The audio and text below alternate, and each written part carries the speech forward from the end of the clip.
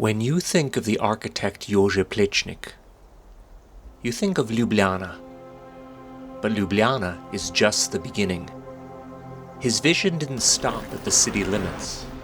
It spread, quietly, deliberately, across Slovenia, into villages, into forests, into places most people have never thought to look.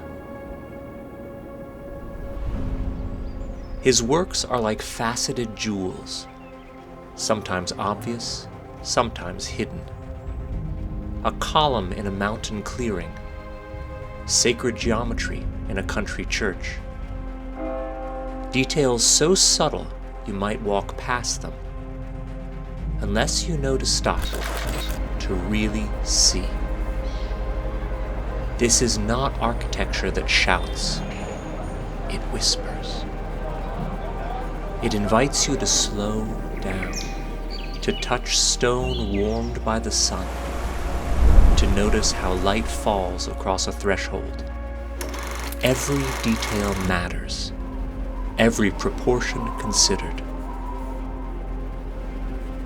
Plečnik didn't just build for Ljubljana, he built for Slovenia, for anyone willing to seek. His legacy is not confined to the capital. It's waiting, out there, to be discovered.